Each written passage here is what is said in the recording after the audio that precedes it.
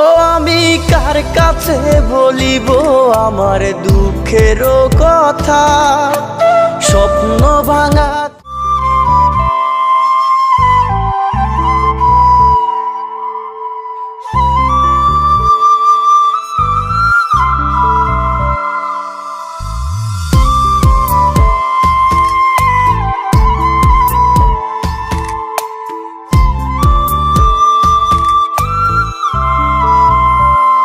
ও আমি কাঁদি 12 মাস, বুকের ভেতরে দুঃখ নামের জমিন করলাম চাষ।